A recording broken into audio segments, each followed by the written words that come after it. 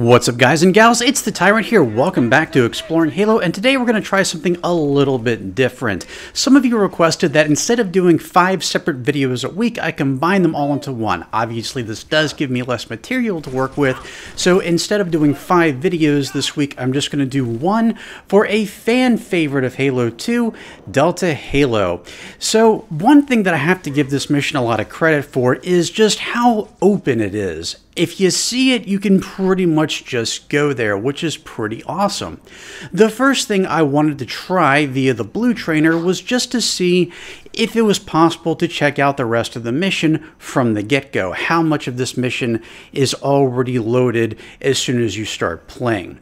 As it turns out, quite a bit of it. I actually got all the way to the point where you take the Scorpion tank and eventually get out so you can go inside of the Forerunner structures.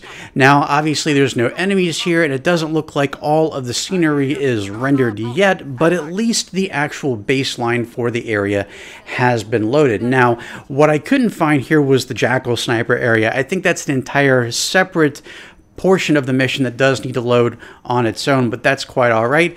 It's cool to see how much this mission's already there, but you know what?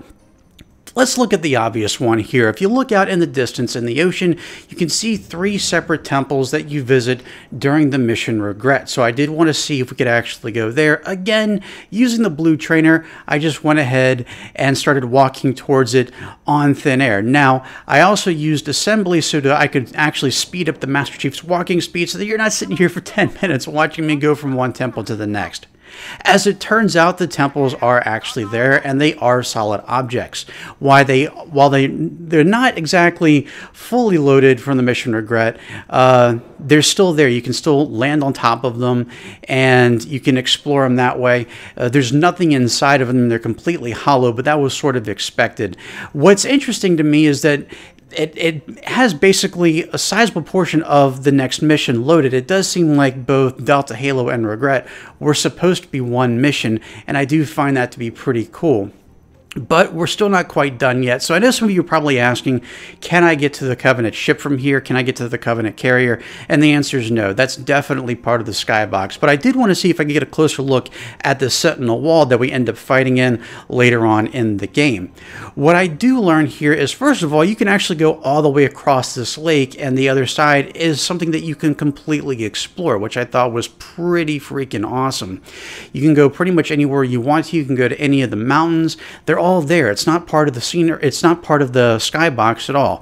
When I get to the Sentinel wall, yes, it is part of the skybox, which I wasn't sure whether it would be or not, but you actually get to see quite a bit of it. There's a lot of detail put into this, considering that you're not even supposed to actually see this part of the mission at all, which to me is pretty exciting.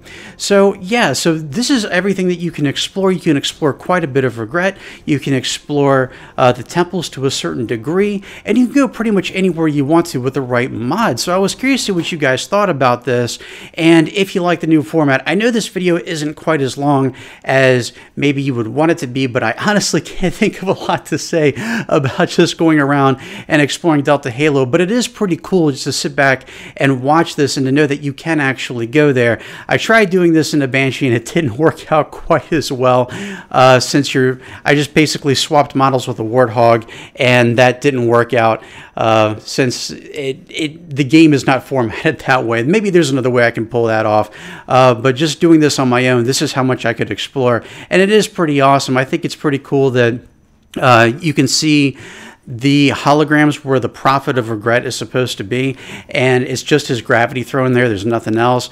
But aside from that, that is what this mission is. That's how far you can explore. I'd love to hear your thoughts on the new format of this video, and if it's something that you like, and if it's something that you'd like me to continue with the rest of the missions in Halo 2. I'd love to hear your thoughts in the comment section below, and I want to take a moment to thank you all for taking the time out of your busy day to sit down and watch this video. I do hope you enjoyed it, and if you did, I hope you consider subscribing for more great content right here on MythicTyrant.com. Thank you all so much for watching. Have a wonderful week. I'll catch you all right back here next time, and as always, I'm the Tyrant, signing off.